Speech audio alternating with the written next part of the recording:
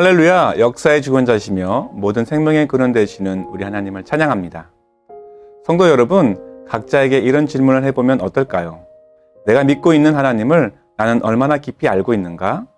그 하나님에 대한 나의 인식과 태도는 어떠한가? 어떤 사람이나 사물에 대한 인식과 태도의 차이에 따라 그것을 대하는 태도가 180도 달라지는 것을 우리는 너무나 잘 알고 있을 것입니다. 그 인식과 태도의 차이는 우리의 신앙생활에서도 여지없이 드러나는데요. 우리는 믿음을 갖고 신앙생활하면서도 하나님에 대한 인식과 태도는 과연 올바른가요? 내가 믿는 하나님이 아니라 성경에서 말씀하시고 나타내시는 하나님이 누구신지, 어떤 분인지에 대한 올바른 인식과 태도가 우리에게 필요해 보입니다.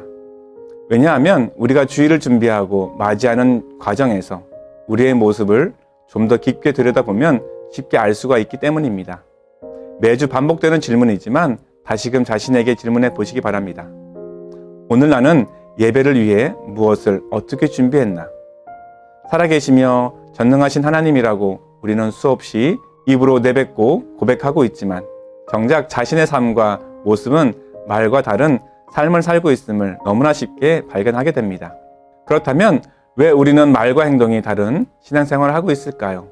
우리의 신앙이 종교적 행위나 관습으로 변질된 이유는 무엇일까요?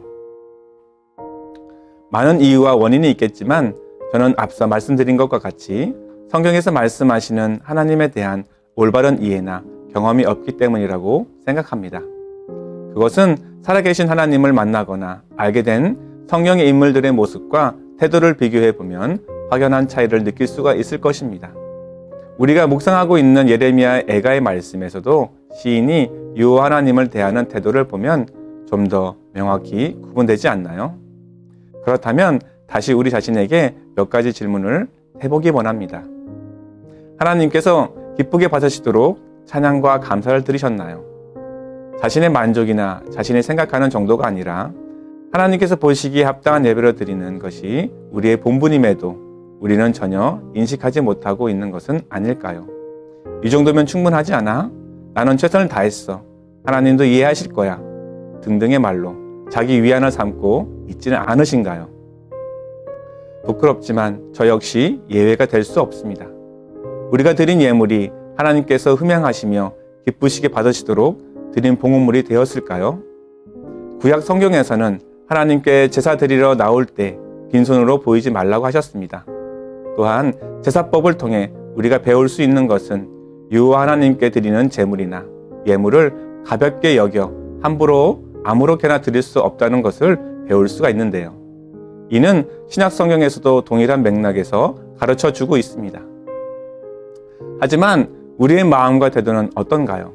은혜주의에 빠져 성경에서 말씀하시는 방법이 아니라 시대에 따라 상황에 따라 예배도 변화해야 한다는 잘못된 가르침 속에 정작 바뀌지 말아야 할 예배자의 태도까지 바뀌어버린 것은 아닐까요? 그렇습니다. 우리는 구약의 제사법대로 제사를 드리지는 않지만 사도 바울은 우리에게 구약의 제사법대로 우리 자신을 온전히 드리라 명령하고 있습니다. 로마서 12장 1절 말씀을 읽어드리겠습니다. 그러므로 형제들아 내가 하나님의 모든 자비하심으로 너희를 권면하노니 너희 몸을 하나님이 기뻐하시는 거룩한 산 제물로 드리라. 이는 너희가 드릴 영적 예배니라. 예배의 봉헌물이 바뀐 것이지 예배의 형식이나 태도가 바뀐 것이 아닙니다. 그러므로 우리는 다시금 성경이 말씀하시는 예배가 무엇인지 바르게 배워야 할 필요성을 느낍니다. 하나님께서 원하시는 참된 예배가 무엇인지 바르게 이해하여 우리 중심이 아니라 하나님 중심의 신앙과 삶이 되어 하나님께서 흠양하실 만한 참된 예배자의 삶이 되어야 합니다. 성도 여러분, 저는 여러분에게 무거운 주제를 다루며 죄책감에 사로잡히길 원해서 드리는 말씀이 아닙니다. 저와 여러분 모두가 하나님께서 보시기에 합당한 예배자의 삶을 온전히 살아가길 간절히 바랄 뿐입니다. 그러므로 오늘 우리가 말씀을 듣는 태도 역시 다시금 점검해 보아야 하지 않을까요? 오늘은 특별히 우리 나사렛 교단에서 처음으로 목회자의 날을 선포하고 기념하는 날입니다. 앞서 영상을 통해 우리가 잘못한 것이 무엇인지, 회개할 것이 무엇인지 함께 묵상하였는데요. 우리가 기억해야 할 것은 우리 모두 하나님 보시기에 합당한 예배자의 삶을 살아야 하는 것입니다. 목회자는 목회자로서의 책임과 직무를 다해야 하며 성도는 성도로서의 책임과 의무를 다해야 합니다. 그 가치와 기준은 현대적 관점이 아니라 성경적 관점에 되어야 한다고 저는 생각합니다. 그러므로 오늘 하나님께서 나에게 주신 말씀이 무엇이며 그 말씀을 지켜 행하기 위한 나의 결심과 결단이 무엇인지 구체적으로 정리해 보시길 권면드립니다. 말씀을 듣고 지켜 행하는 삶이란 무엇일까요? 마치 소중한 물건을 들고 강을 건널 때 흘려 떠내려 보내지 않기 위해 꼭 붙들고 건너야 하는 것처럼 말씀이 세상의 물결 속에 흘러 떠내려 가지 않도록 말씀을 날마다 꼭 붙들고 살아야 하는 것입니다. 성도 여러분, 하나님께서는 우리에게 일용할 양식을 주셨습니다. 이스라엘 백성이 광야에서 만나를 매일 거두었던 것처럼 성도의 신앙도 이와 마찬가지라 생각합니다. 매일매일 말씀을 먹기 위해 수고해야 합니다. 또한 그 말씀이 흘러 떠내려 가지 않도록 말씀을 꽉 붙들고 살아야 합니다. 그러므로 주일에 들었던 말씀을 잊은 채 매일을 사는 썬데이 크리스천이 아니라 매일매일 하나님 중심의 삶을 위해 말씀을 먹고 말씀을 소화하기 위해 수고와 헌신을 아끼지 않는 우리 모두의 삶이 되시길 주님의 이름으로 축원드립니다. 함께 기도하시겠습니다.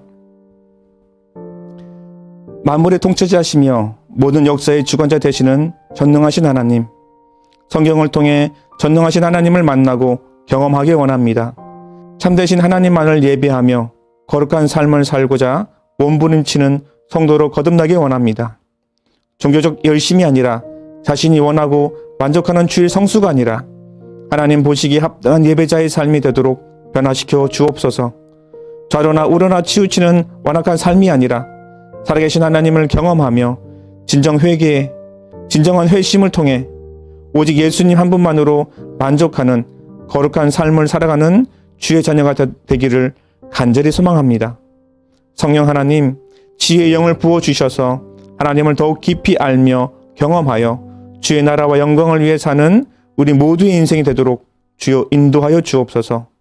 길과 진리와 생명이신 예수 그리스도의 이름으로 기도드립니다. 아멘.